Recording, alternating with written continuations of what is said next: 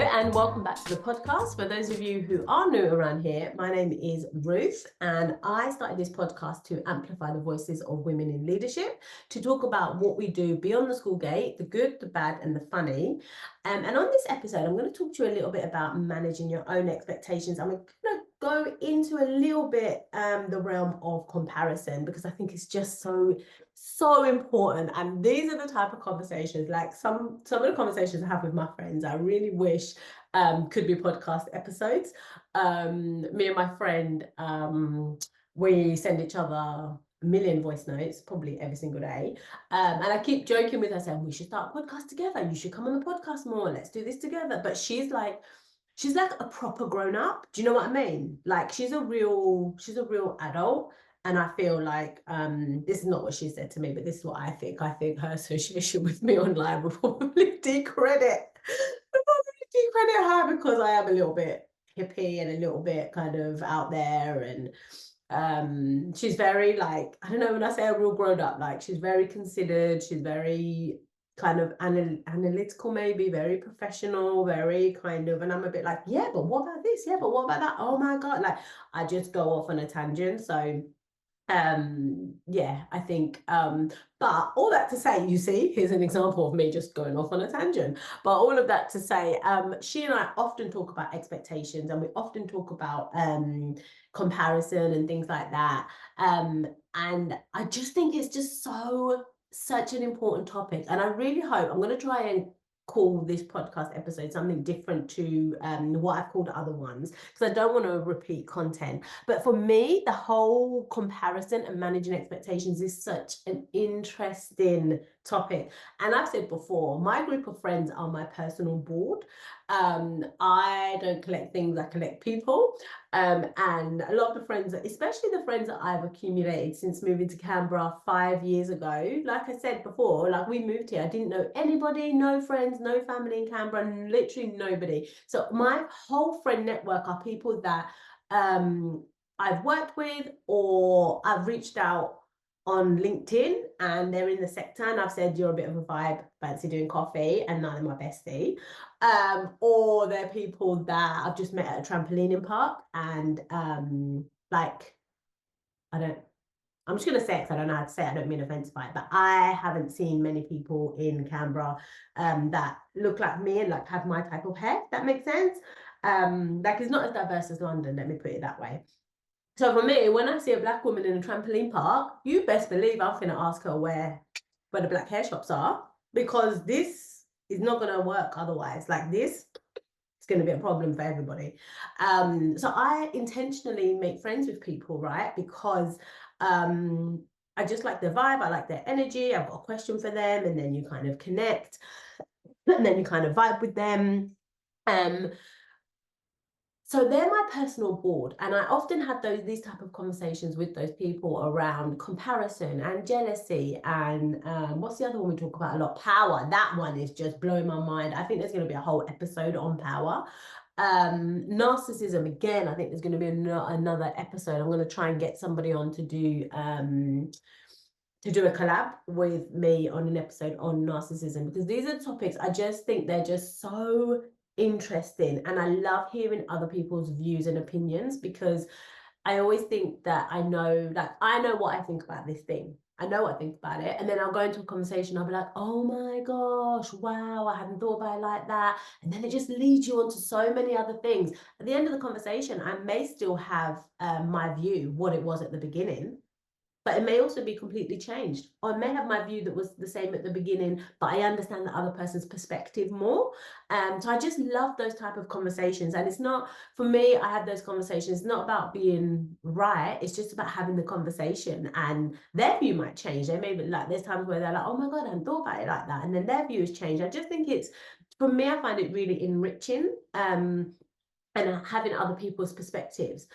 So one of the things that we do talk about a lot is about putting pressure on ourselves, not just as women or as mums or as women in leadership, but just as people in general. I think there's so much pressure that we put on ourselves that maybe we think that there's a societal pressure to be a certain way. And I think sometimes we put it on ourselves.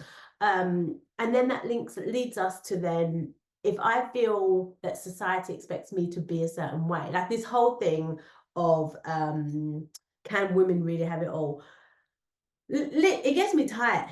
Like it gets me tired every time I hear somebody asking the question, however they're phrasing it. Like even if they're saying women can have it all, or they're saying, can women really have it all? Or however they're saying it, I don't like it. I don't like it. It's a problem. It's a problem for me because I think that nobody asks Ahmed, can you have it all? He has it all. I have it all as well. Do you know what I mean? Like, it's not, can men really have it all? Well, why not? Why can people not have it all? Or, like, why do we have to ask the question? I think that's kind of what gets me tight about that conversation. And then I think that when we're asked those questions or we're posed those questions, we often compare, right? So somebody said, oh, can Ruth have it all? Am I then going to go look at that person over there and be like, oh, they've got this, they got a great job, and oh my gosh, it gets me tired. What does have it all mean? So I could look at this person over here, they've got a great job. On what society says is a good job or a better job, that person's got a better job. Better job is the job that you want, that you like and you enjoy, and it's better than what you had like before, right? Better is relative to what you want and what success looks like to you. But let's say what society says better, right? So he has a better job. She has a better job than me. Oh, but she doesn't have kids. She's got a husband, but she hasn't got kids. Oh, okay. So she's earning more money than me, and she's got kids, but she's single. Okay. So just like you can look at every single person. What does have it all mean? And why do we care if other people can have it all? Like, is this something that society is putting on us to talk about having it all? Or is that something that we kind of put on ourselves? So people often, this is something that gets me and Ahmed tight. I think because we've been together nearly 30 years, we've got a couple of kids, and we've got good jobs. We've got jobs that we love, and that provide us with like a good life. We've worked really hard for where we've got to, and we're happy with what we've got, right? So some people in the past, some of our friends have, not friends anymore, put us on a pedestal as in, oh, you guys will never understand this, or like they've compared themselves to us, if that makes sense, as in, oh, you guys have been together so long and you're so happy and you've got kids and you've got good jobs and all of those things. You don't know what's going on behind the scenes. It's not, but we could have the worst relationship ever. We could literally hate each other's guts and just be counting down the days until Janae turns 18 and we can be like, we're free. Who knows? Who knows? We could just be like, oh, let's just stay together because financially it makes more sense and we're financially better off as a couple because we've got assets and businesses and investments together. So do you know what? Let's just stay together because, you know, it's a bit easier. Like, you don't know. So when you say, can we have it all? What does that actually mean? Have it all compared to who? I feel like I have it all compared to the 17-year-old that was pregnant 23 years ago. I feel like I have it all. But then if I was to look at this person over here who has what society says has it all, I haven't got anything, right? So the more I think that we look to other people and compare ourselves, it steals us from our joy. It steals us from what we have achieved, and it steals us from what we actually do have. And they say that comparison is the thief of joy, and it really is. Like, it really is. Like, you know, I'm not competing with you. I want us all to succeed, and I'm competing with myself. I want to be better than I was when I was 17 years old. I want to be in a better position. I want to be happier. I want to be healthier, all of those things. So I think the whole comparison game is a dangerous one. I think we need to manage our own expectations.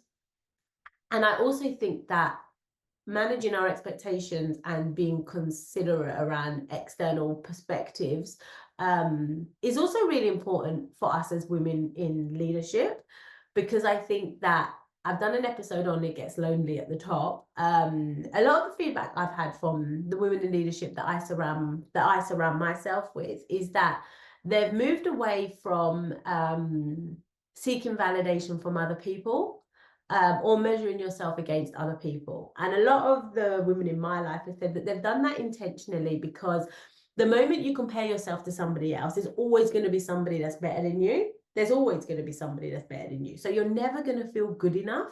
Does that make sense? Like if you're always looking out and be like, oh, I'm better than her, I'm better than him, I'm better than them. There's always going to be somebody over there, they're better than you, right? So why do it to yourself? Like why? I don't know. I just feel like surely that would send your central nervous system just to pieces. Like for me, that would give me anxiety. I would always feel like I'm not good enough. I need to keep going. I need to keep going, keep going, keep going. And then you're never really living in the moment and then enjoying things. And things would have also passed you by. I feel like some of the biggest blessings have come into my life when I have slowed down and when I have been really super grateful for everything that I have, everything that I've achieved and everything that I've been blessed with, I find that I get more of that positive stuff coming into my life. So I just think it's kind of a bit of a word of warning for us to just think about us trying to be, what is it they say? I think it was Stephen Bartlett was saying, just trying to be 1% better every day. And then you'll find yourself in a much better position. By the end of the year, you'll be in such a better position than you were 12 months ago, for example. So yeah, I think I'm kind of gonna wrap it up here. That was a little bit of a tangent of a podcast, but I find these episodes really helpful to almost like get my thoughts out and to kind of sense check and to verbally, it's like a verbal diary in a way. I was gonna say verbal diarrhea, which may have been a bit more appropriate, but it's almost like a verbal diary in a way where I can just get kind of, this is what I'm thinking, this is what I'm feeling out. A lot of the time when I have these conversations with other women in my life, they're like, oh my God, yeah, I thought the same thing. Or, oh my God, yeah, I can't stop comparing myself to that person. Or, oh my God, yeah, when I look back where I was 12 months ago, I'm smashing it. Like, and they have that moment of reflection. So I'm hopefully you have found this tangent rant episode helpful. And please comment down below or over on Instagram kind of what you feel about any of these topics and about managing our own expectation and comparison as well. I'll be really keen to hear what your thoughts are on those topics. And on that note, I shall see you in the next one. Bye.